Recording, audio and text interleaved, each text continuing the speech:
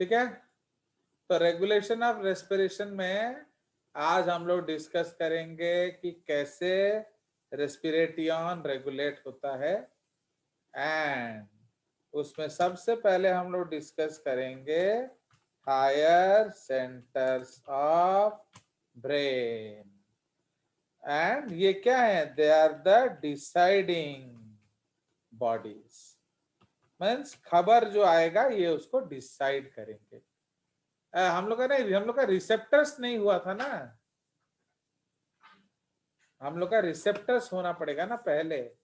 तो बी है higher centres, अभी हम लोग को रिसेप्टर डिस्कस करना पड़ेगा। Sensory receptors in the body. Okay, तो sensory receptors in the body. So they, sir ये वाला हो गया था हमारा। क्या? सर ये सेंसरी रिसेप्टर्स। कौन कौन सा बोलो? सर एक कैरोटिड बॉडीज और एओटिक बॉडीज कुछ लिखा है। हाँ, वेरी गुड। तो आप ही तो मना कर रहे हो नहीं हुआ। सर नहीं, डॉर्सल रेस्पिरेटरी ग्रुप नहीं हुआ, वहां से स्टार्ट करेंगे। ओके, ठीक। Okay okay okay okay okay okay, चलो चुपचाप पढ़ो। So they detect the change in partial pressures of CO2 and और ऑक्सीजन। इसको हम लोग बैरो रिसेप्टर्स बोलते हैं। और दे क्या डिटेक्ट, और दे detect chemical changes in the blood. क्या? H+ आयन कंसंट्रेटियन,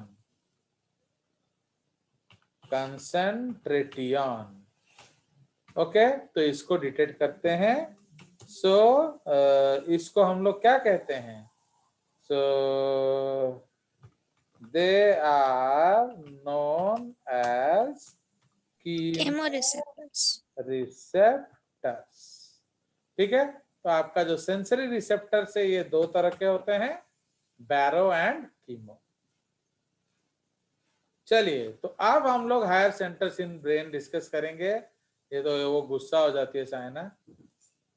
नाउ इसमें जो सबसे फर्स्ट हमारा क्या है? ये प्रतीक्षा साहू तुम्हारे सेक्शन में क्या कर रही है? वो तो ए सेक्शन में थी ना? नहीं सर, वो हमारे सेक्शन की है। हमारे ही सेक्शन। ना ना, मोबाइल का फोटो नहीं सर है sir. Dorsal respiratory group. Okay, इसको हम लोग DRG भी बोलते हैं या इंस्पिरेटरी सेंटर भी बोलते हैं। क्यों? क्योंकि ये इंस्पिरेटियन में मदद करता है। समझ रहे हो? तो आप लोग को जो इंस्पिरेटियन जानते हो कि नहीं, इंस्पिरेटियन, तो ये उसमें मदद करता है। एंड ये कहाँ लोकलाइज्ड है? तो this is localised in the medulla dorsal portion of medulla. तो located in the dorsal portion of medulla oblongata। Okay, medulla oblongata क्या है? ये हाइंड ब्रेन का पार्ट है। And impulses are transmitted to diaphragm। क्यों बताइए? ट्रांसमिटेड टू डायफ्राम क्यों? बोलो। क्योंकि डायफ्राम मेन इंस्पिरेटरी मसल है। ओके, एंड तो diaphragm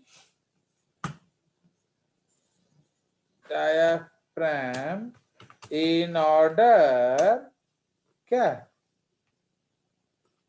your diaphragm in order to maintain normal breathing pattern. ठीक है? या in order to क्या stimulate inspiration आप कह सकते हैं. Stimulate inspiration. ठीक है? अभी इसमें क्या होता है, located in the and send impulses to the hand. तो आप they respond to what? They respond to the receptors. ठीक है? तो अब रिसेप्टर्स ने बोला CO2 हाई. रिसेप्टर्स मतलब क्या? हाई PCO2 और हाई H+ आयन कंसंट्रेशन. ठीक है? अगर ये दोनों होगा तो हम उसको क्या बोलेंगे? सो दैट इज कॉल्ड व्हाट? तो ये इंस्पिरेटरी सेंटर को खबर देगा. ओके. सेकंड है आपका ventral respiratory group. Okay. Ventral respiratory group या VRG या एक्सपिरेटरी सेंटरवा. Okay. This is called expiratory सेंटरवा. तो अब ये क्या करेगा? तो ये कहाँ लोकेटेड है? सेम ये आपका वही मेडुला. ओके.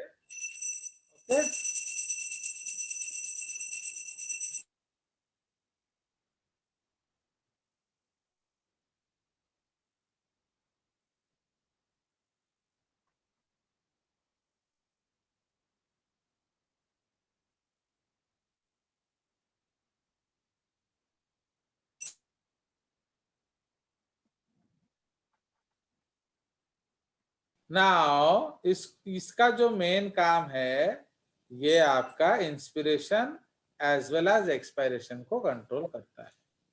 ठीक है जी. नाउ उसके बाद थर्ड सेंटर है pneumotaxic centre. Okay. Pneumotaxic centre. मैंने आप सबको बोला था ओल्ड एनसीईआरटी पढ़ने के लिए. आप लोगों ने पढ़ा? नहीं पढ़ा? आप लोग सुनते ही नहीं हो जजेस का बात, है कि नहीं? ओल्ड एनसीईआरटी कहाँ से मिलेगा? अब वो कहाँ से मिलेगा वो मुझे थोड़ी मालूम है. तो वो आपको ढूंढना पड़ेगा, क्योंकि मैंने आपको क्या बोला? भाई ने बोला पढ़ने का, तो पढ़ने का. तो आप लोग क्यों नहीं पढ़े? तो जब आप पढ़े नहीं तो आपने तौहीन हिंद किया कि नहीं? बताइए.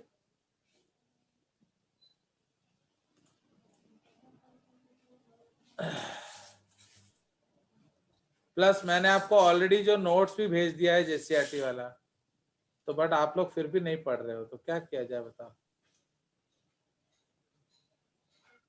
सर वो पढ़ रहे हैं जेसीईआरटी वाला आपने जो भेजा था. नहीं, मैंने किस सबको भेजा था ना, किसी किसी को भेजा था? सर सबको दिया था ग्रुप में. सबको आपने. हाँ. तो देख रहे हो, मुझसे अच्छा कोई बंदा मिलेगा आपको, बट फिर भी आप पढ़ नहीं रहे हो. क्या किया जाए बताओ?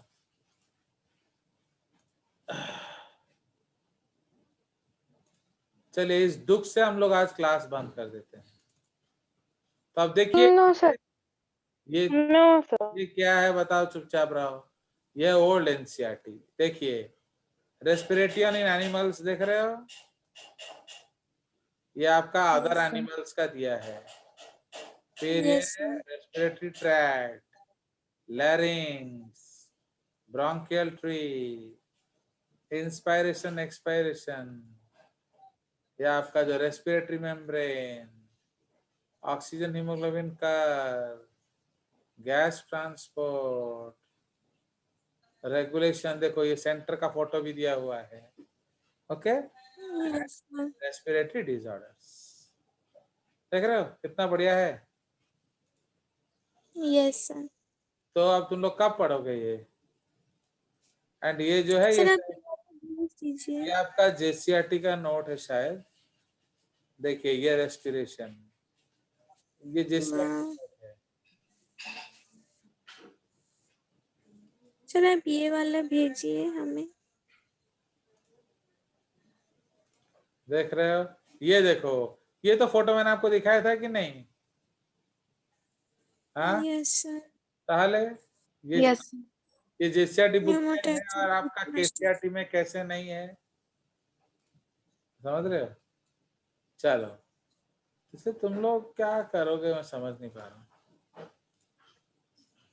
ओके, ये रेगुलेशन ऑफ रेस्पिरेटियन है, ये लैरिंग्स है एंड सो ऑन। देख रहे हो? तो आपको खुशी होना चाहिए कि मैंने आपको दिखा दिया। सर बस देखने से क्या होगा, थोड़ा दीजिए भी हमें।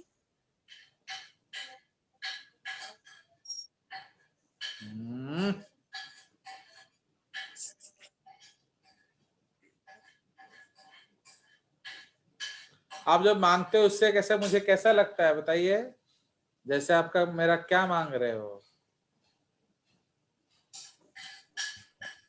हार्ट किडनी, किडनी, कलेजा सर किडनी। फिर भी सर चलेगा, एक दे दीजिए ना, और एक है ना आपके पास। लाइवा मांग रही बोल रहा है, इसको गोली मार दो इस प्रत्याशा को, समझे कि नहीं? सर मैंने नहीं बोला कुछ।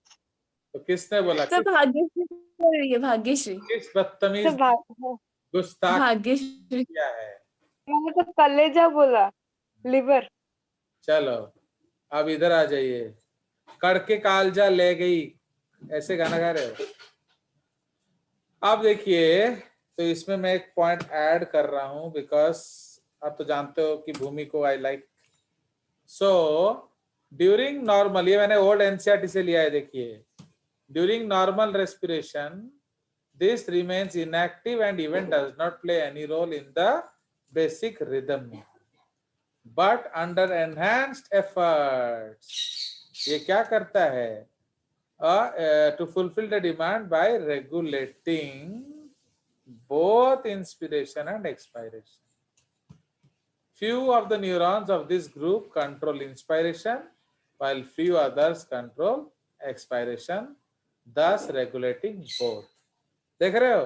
तो इतना जो है ये मैं ओल्ड एनसीईआरटी से ऐड किया। आप सोचो कि मैंने उसमें कितना डाटा है, आप सोच सकते हो। ओके, एंड मैं आप भूमि को दे रहा था, उसने मना किया, मुझे नहीं चाहिए, सोच लो।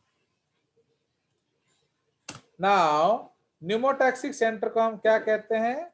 It controls the switch off point of inspiration. समझ रहे हो?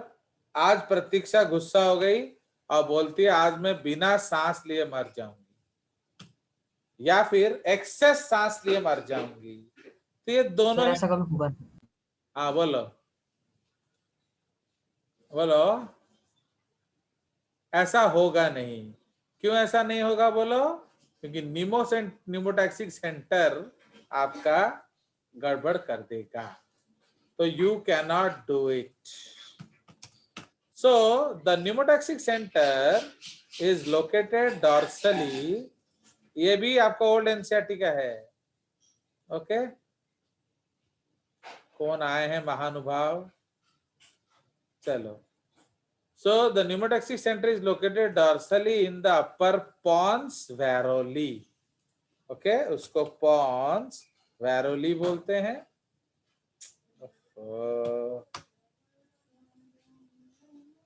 It transmits signals to the inspiratory area.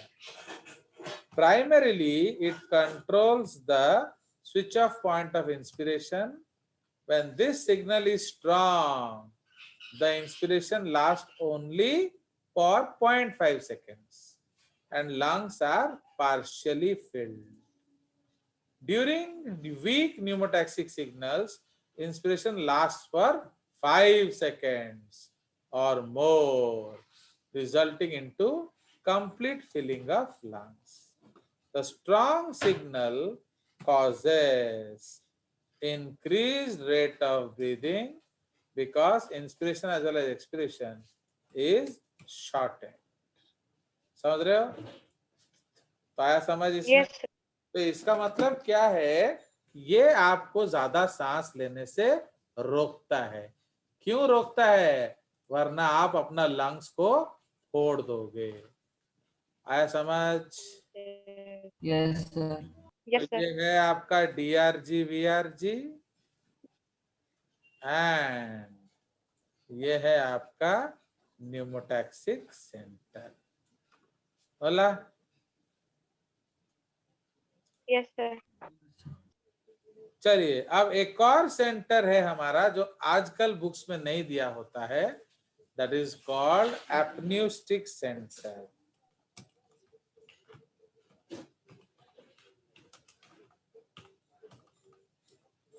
Okay तो फोर्थ जो है उसको हम लोग कहते हैं एपन्यूस्टिक सेंटर। ओके तो इसको हम लोग एपन्यूस्टिक सेंटर बोलते हैं। तो एपन्यूस्टिक सेंटर क्या करता है? ये rate and pattern of breathing को कंट्रोल करता है। ठीक है, so this controls the rate and pattern of breathing. Understood?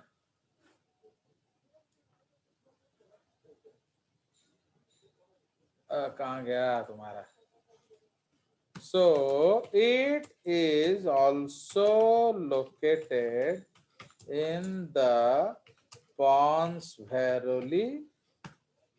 It controls the rate and pattern of breathing. समझ में?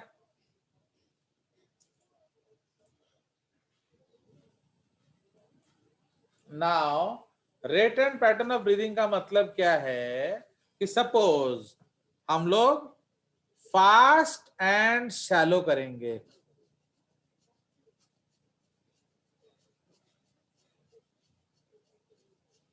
देख रहे हो? तो ये फास्ट है एंड शैलो है।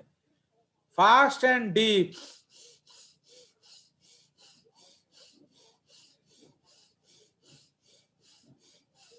ये क्या हो रहा है? फास्ट भी हो रहा है, डीप भी हो रहा है। डीप अभी आप लोग कैसा ब्रीथ कर रहे हो बताओ प्रतीक से?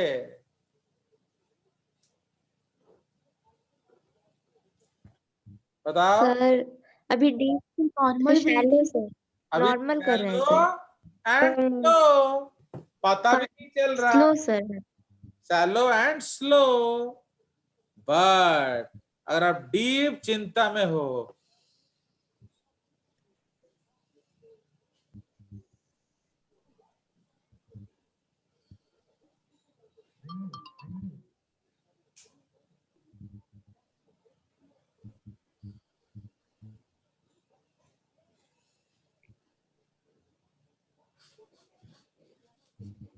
समझ रहे हो? तो इसीलिए ये कौन कंट्रोल करेगा? आपका एपन्यूस्टिक सेंटर। चलिए आज जो प्रतीक्षा ने ठान लिया है कि आज मैं जैसे भी हो लंग्स को फोड़कर मर जाऊंगी, तो अब वो क्यों नहीं मरेगी हम डिस्कस करेंगे। So that is called Hering Breuer's reflex. Okay तो ये एक बहुत इंपॉर्टेंट पॉइंट है। इसको हम लोग क्या कहेंगे?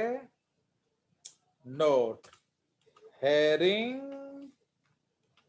Brewer's reflex. Okay, Hering Breuer's reflex. ठीक है जी।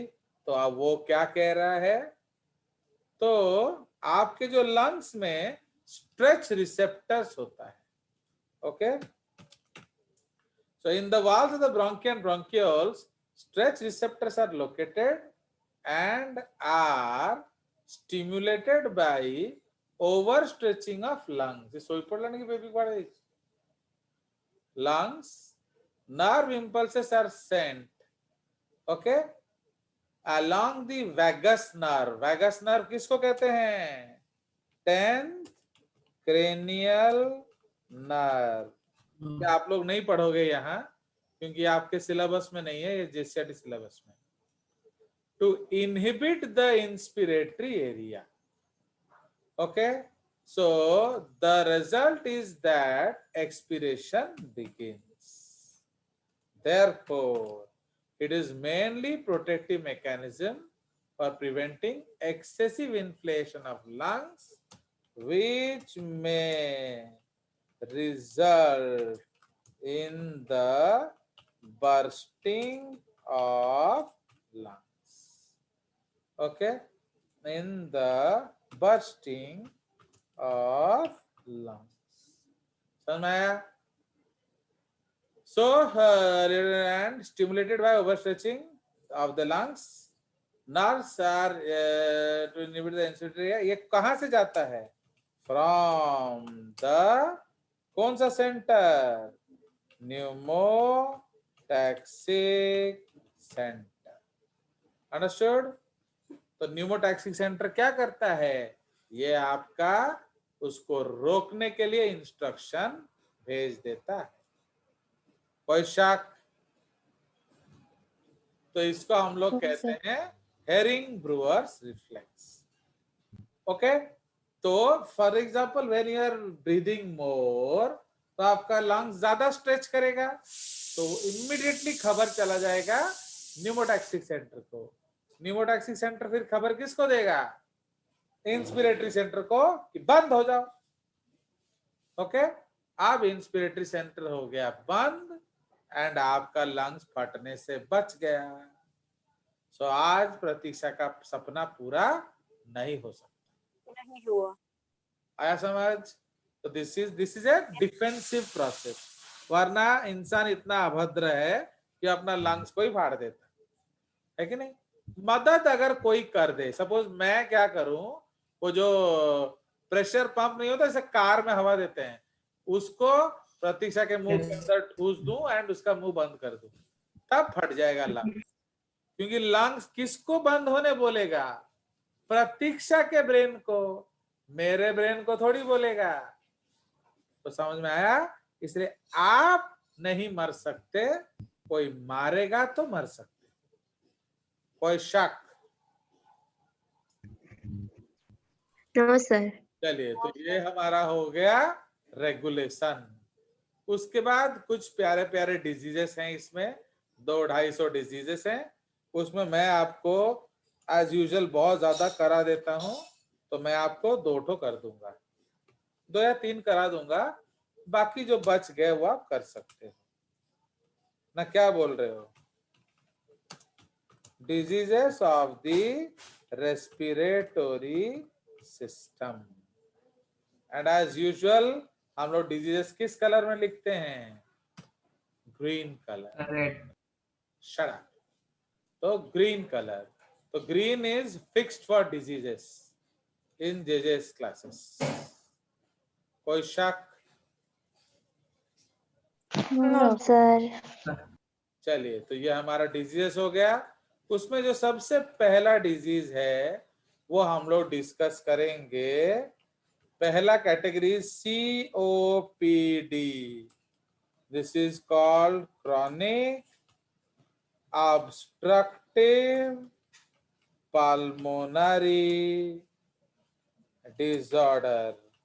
एक्चुअली आप लोग एक बार पढ़ के आते तो ये और अच्छे से समझ में आता, बट आप लोग पढ़ते हैं ही नहीं, तो अब बड़ा गड़बड़ हो रहा है. चलिए, तो इसलिए chronic obstructive pulmonary disorder. Chronic का मतलब क्या है? ये लंबे बीमारी है, ठीक है, बचपन से बहुत समय तक चलेगा. बहुत समय तक चलेगा. तो इसमें सबसे पहला जो बीमारी है वो ऑलमोस्ट हर किसी को होता है, इज ब्रोंकाइटिस. ओके, तो ये इस सीजन का बीमारी है, इसको कहते हैं ब्रोंकाइटिस. तो as the name suggests, bronchus का आइटिस. आइटिस का मतलब क्या है? इन्फ्लामेशन. सो ब्रोंकाइटिस में क्या होता है? It is the inflammation of the bronchi which is characterized by hypertrophy. मतलब क्या है? Increased secretion ability, okay, and hyperplasia, increase in number of mucus producing cells. समझ रहे हो? अब सुनिए, हाइप, ये बहुत इंपॉर्टेंट टर्म्स हैं। हाइपरट्रॉफी का मतलब क्या है? एक्चुअली ब्रोंकाइटिस में आपका जो कफ बढ़ जाता है। क्यों बढ़ जाता है? एक तो उनका सिक्रीशन एबिलिटी बढ़ जाता है ग्लैंड्स का, दूसरा नंबर ऑफ ग्लैंड्स भी बढ़ जाते हैं। ओके, सो इसीलिए वो ज्यादा सिक्रीशन होता है। सिम्टम क्या है? Regular coughing with cough, greenish yellow mucus. तो जब आप कफ फेंकोगे उसका रंग ग्रीनिश येलो होगा। अब आपको समझ में आया मैं क्यों डिजीजेस स्क्रीन में पढ़ाता हूं? चलिए, Yes, sir. Yes, sir. Sir, is there any specific reason for green color? क्या? Sir, is there any specific reason for the green color? Yes, there is a specific reason for the green color which you will teach JJS after you come from MBBS school. Idiot. ठीक है? अरे हर चीज अभी पढ़ लोगे तो कुछ बाद भी पढ़ लेना। चलिए, इट में इतना अच्छा डाउट कैसे सॉल्व कर लेता हूं मुझे समझ में नहीं आता है नीतू। चलिए, तो it may also be cause by cigarette smoking and exposure to carbon dioxide. Clear? अब प्रिवेंशन कैसा होगा? Avoid exposure to the cause, that is smoke, chemicals and pollutants can prevent bronchitis. The underlying infection,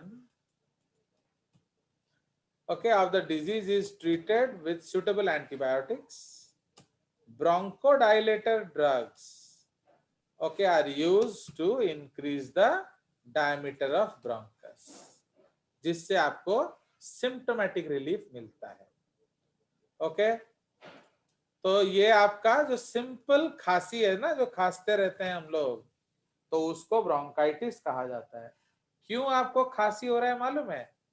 क्योंकि आपके trachea के ऊपर एक mucus का coat लग जा रहा है। तो उससे क्या दिक्कत होगा बोलो? कंस्ट्रिक्ट हो जाएगा, बात कम हो जाएगा। नहीं, अगर ट्रैकिया का मुंह बंद कर दें तो क्या होगा? सांस नहीं ले पाएंगे। सांस नहीं ले पाएंगे। सांस लेने में तकलीफ होगी। सांस होगा। तुम इतना क्यों बदतमीज हो रहे हो? अबे सांस नहीं ले पाओगे ना, सांस अंदर नहीं जाएगा। हाँ, मतलब अंदर नहीं जाएगा। मतलब ऐसे अंदर कैसे हो नहीं- सकता है? ऐसा जी बाहर से अंदर नहीं जाता। थॉट अप, आपका मतलब ऐसे कैसे हो जाता है? सांस तो तुम ले रहे हो या अपने आप हो रहा है, तो वो तो अंदर नहीं जा रहा है, तो तुम्हें सांस लेने के लिए किसने रोका है? बट हवा अंदर नहीं जा रहा है। कफ क्या किया? उसका मुंह बंद कर दिया। हट! तो हम क्यों खांसते हैं? उस कफ को हट बोलते हैं, हट वहां से। तो जैसे वो हट जाता है तब आप सांस ले सकते हो, बट फिर वो बंद हो जाता है। भाई इतना क्यों बंद हो रहा है यार? पहले तो बंद नहीं होता था। क्यों इतना बंद हो रहा है? क्योंकि ज्यादा कफ बन रहा है। क्यों ज्यादा कफ बन रहा है? आइदर उसका सिक्रीशन बढ़ गया है, या नंबर ऑफ सेल्स बढ़ गए हैं, या दोनों बढ़ गया है। कोई शक? तो इसको हम लोग ब्रोंकाइटिस कहते हैं। उसका कुछ ना कुछ तो कारण है। आइदर आप जिस जगह रह रहे हैं वहां का पोल्यूशन लेवल हाई है, या फिर कोई ना कोई केमिकल्स है। इस तरह से something is inflaming your bronchus, कोई ना कोई उस ब्रोंकस को छेड़ रहा है। Sir, I have bronchitis. हाँ, यू हैव ब्रोंकाइटिस नहीं my dear, everybody has bronchitis. आप क्या, what, I don't understand what you wanted to tell. मैंने आप क्या बोलना चाह रहे थे अस्मित? नहीं सर, मेरा बचपन से अस्थमा है ना, तो ब्रोंकाइटिस है, तो इसीलिए मैं सर वही बोला। आज कौन सा गाना गा रहा हूँ, तमे ते कहीं दांत देखे अच्छा। अरे अभद्र, एस्थमा अलग चीज होवे है, ब्रोंकाइटिस अलग चीज होवे है, सिम्टम्स थोड़ा मोटा सेम होवे है। अंडरस्टूड? तो bronchitis is different, asthma is different. Yes, आपको एस्थमा के कारण ब्रोंकाइटिस हो सकता है, बट एस्थमा अलग चीज है, दूसरों को बददुआ मत दो। एस्थमा एक एलर्जिक डिसऑर्डर है, हम पढ़ेंगे अभी, डोंट वरी। तो हम है तो क्या गम है। अस्मित आजकल मेरे को लाइक क्यों नहीं कर रहा है ना, इसलिए वो मुंह छुपा के बैठ जाता है। पहले कितना वीडियो ऑन करके, आप लोगों ने प्रॉमिस किया था कि सर हम वीडियो ऑन करके क्लास करेंगे, बट फिर तुम वीडियो ऑफ कर देते हो। आप लोग अपना प्रॉमिस तोड़ देते हो ना, वही गड़बड़ होता है। नहीं सर, ऑन कर देंगे। डायना क्या सोचती है, मैं इतनी सुंदर हूं तो मेरे को कोई देख ना ले, या अस्मित सोचता है, या मिलोनी सोचती है, या प्राची सोचती है I am so hot so people मेरे को देख लेंगे। तो मैं गाधो, ये तुम्हारा शादी का परेड नहीं हो रहा है, ये पढ़ाई हो रहा है, समझ में आया? तो इसीलिए यहाँ प्रतीक होता ने क्या प्रॉमिस किया है, all prime 40 students are my brothers and sisters. F1 का हम कोई गारंटी नहीं देते, समझ में? तो इसीलिए, and you know JJ's rule, love in MD. तो इसीलिए अभी आप सब के लिए टेंशन नहीं है। प्लस मैं आपको ऑलरेडी बता चुका हूं क्या। सो अब इसलिए ब्रोंकाइटिस एंड, जैसे आस्मित ने बोला, ब्रोंकाइटिस एंड जो एस्थमा है वो दोनों ही सीओपीडी है। इसलिए उसे लग रहा है कि दोनों एक है, बट दोनों एक नहीं है, दोनों एक जैसा है। Understood? Both are like each other but they are not same. अब चलो, वो गुस्सा हो गया अस्मित, तो उसको खुश करने के लिए एस्थमा बताया जाए। So the second disorder that we will discuss, आज एक अच्छा चीज हो रहा है, क्या बोलो? मीटिंग कट नहीं रहा। Yes, that is good, good sign. ये जूम वाले ऐसे पुअर जजेस को दे देने से क्या दिक्कत होता है कि नहीं? चलिए, so now just in order to satisfy the एस्मेट, तो हम लोग डिस्कस करेंगे एक और COPD, that is another COPD number 2, that is called bronchial asthma. Okay, इसको हम लोग ब्रोंकियल एस्थमा बोलते हैं। नाउ व्हाट इज दिस भैया? So this is characterized by spasm of smooth muscles present in the wall of bronchioles. Spasm का मतलब क्या है मालूम है? Involuntary movements. Okay? It is generally caused due to hypersensitivity of the bronchiole to foreign substances present in air passing through it. तो इसलिए hyper sensitivity का एक और नाम क्या है? बोलिए, एलर्जी। समझ रहे हो? उसका एलर्जी। एक और नाम है एलर्जी। अंडरस्टूड? तो इसलिए आपको किसी ना किसी चीज से एलर्जिक है। एक दिन आस्मित है ना, एक लड़की के पीछे घूम रहा था और उसने बड़े प्यार से उसे कुछ दिया, आस्मित के जान पे बनाया। क्या दिया उसे रे? एलर्जी। नहीं, उसके एक सुंदर सा फ्लावर्स दे दिया, फूल। तो वो फूल दिया। जैसे फ्लावर से उसका एलर्जी हो गया। फ्लावर से एलर्जी ना, किस चीज से allergy? Pollen, pollen. Pollen, sorry तो पोलन। आस्मित ने क्या किया? मुगलों जैसे उस फूल को लिया। थैंक यू प्रतीक्षा, आपने जो फूल दिया ऐसे सूंघ लिया उधर ऐसे हो गया। क्यों? क्योंकि पॉलन एलर्जी हो गया। वो भूल गया प्रतीक्षा को देख के कि वो जो उसे पॉलन एलर्जी है, फूल से उसे दूर रहना है, चाहे वो प्रतीक्षा जैसे फूल हो या गुलाब का फूल हो। समझ में आया इडियट्स? तो इसीलिए आप फूलों से दूर रहिए। चलिए, सो द सिम्टम्स इसमें क्या क्या होंगे? सिमिलर सिम्टम्स होंगे, जैसे coughing, difficulty in breathing, specially expiration. अगर आपको ध्यान है या मैंने आपको समझाया था कि एक्सपायरेशन क्यों मुश्किल होता है, बोलिए। डायमीटर कम हो जाता है ब्रोंकियल्स का, तो सांस कम जगह मिलता है लेने के लिए, यस, मुश्किल वेरी होता है। गुड। सुनिए, अभी क्या होता है एक्चुअली इन्फ्लेमेशन में, सपोज आसमित को एक चोट लग गया है बॉल से, ड्यूस बॉल से, एंड वहां फूल गया है, मैं उसको दबा रहा हूँ, भाई एडी काटूची, भाई एडी काटूची, एडी काटूची, तो वो क्या करेगा? एंड मेरा तो थोड़ा हल्का सा हाथ भी है, तो वो थोड़ा ज्यादा दब जाता है, तो आसमित का क्या निकलेगा?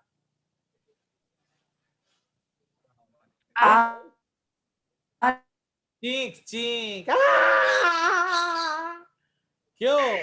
बिकॉज वो फूला हुआ है, मतलब उधर इन्फ्लेमेशन हुआ है, तो अगर उसको थोड़ा सा दबाओगे तो दर्द होगा। तो ब्रोंकाई में भी इन्फ्लेमेशन हो गया है, इसका मतलब वहां सूजन हो गया है। तो जब सूजन हो जाएगा तो जो वॉल्यूम ऑफ जो ब्रोंकाई है वो क्या हो जाएगा? लुमेन का कम हो जाएगा। हो जाएगा। तो हवा हमारा जब वापिस आएगा तो लो सरफेस एरिया से हाई सरफेस एरिया में आता है, तो इसलिए ज्यादा प्रेशर में हवा वापिस आएगा, एंड वो दबाएगा किसको? आपके ब्रोंकाइटिस को, एंड जबरदस्त पेन होगा, एंड इतना पेन होता है कि लोग एक्सपायर नहीं करते, इसलिए दे में डाई। अब दबंग फिल्म में देखे थे कि नहीं? उसका मम्मी का फुसफुस ले लिया था, इसलिए वो मर गया। उसकी मम्मी मर गई नहीं थी Dabangg film? Yes sir. Sonu Sood ने उसका फुसफुस ले लिया था, फुसफुस। व्हाट इज फुसफुस? Yes sir, anti histamine drugs. Inflammatory drug. कहते हैं हिस्टामिन भी बोल सकते हैं ना उसको। हाँ, एंटी हिस्टामिन। एंटीहिस्टामिन। समझ में आया? चलिए, इसमें एक और कारण होता है जो मैं बता देता हूं, वो आपको अभी पता नहीं चलेगा, वो 12th का पढ़ाई है। It is also due to very high levels of immunoglobulin E in the blood. Okay, immunoglobulin E in the blood. ये एक ऐसा एंटीबॉडी है जिसे किसी को नहीं चाहिए। समझ में आया? So like that. आप प्रिवेंशन कैसे होगा भैया? तो आप उन चीजों से दूर रहिए। आसमेत, अगर आपको कुछ लेना है तो फूल के अलावा कुछ लीजिए, पप्पी शप्पी लीजिए, बट फूल किसी से मत लीजिए। ओके? तो in case patient is sensitive to very few number of allergens, then hyposensitization, okay, by exposing small doses of specific allergen is other preventive measure. ठीक है जी? मतलब अगर आप उतना ज्यादा प्रभावित नहीं होते हो, थोड़ा थोड़ा आदत डाल दो। ओके? तो लाइक दैट। सर ये छोटे बच्चों को तब कैसे होता है? ये जेनेटिक, पूरा जो दिस इज जेनेटिक बेसिकली। अगर आपका आईजी जीन ज्यादा होगा तो ये जेनेटिकल भी हो सकता है। One of the cause is genetics also. समझ रहे हो? तो आपका जेनेटिकली भी ये प्रॉब्लम हो सकता है कि आप नेचुरली हाई आईजी हो आपके बॉडी में, एंड अगर आईजी हाई होगा तो ये रहेगा। ठीक है जी? So इसलिए asthma is a disorder, may be genetics, may be due to exposure. Understood? तो इसीलिए जिसके पास जिसे अस्थमा है वो हर समय इनहेलर रखेगा, प्लस ये जान के रखेगा कि उसे किस चीज से एलर्जी है। अगर आप देखोगे हमारे डीएवी स्कूल के भी डायरी में एक कॉलम होता है दैट ही और शी इज एलर्जिक टू, समझ रहे हो? तो इसीलिए सपोज आपको पता भी नहीं है, okay, like you are allergic to milk और you are allergic to curd या you are allergic to cold drinks, तो जैसे ही वैसा कुछ लोगे तो आपका इमीडिएटली एस्थमेटिक शॉक आएगा। एंड कभी कभी ये इतना जोर का शॉक होता है कि यू मे डाई। इसीलिए the best way to protect you is what? Is keep your inhaler with you. Okay, तो इमीडिएटली आप फुसफुस सूंघ लेना, तो क्या होगा? आपका ब्रोंकोडाइलेशन हो जाएगा, आपको सिम्टोमेटिक क्योर मिलेगा। ठीक है जी। ना प्लीज याद रखिए कि जब भी आप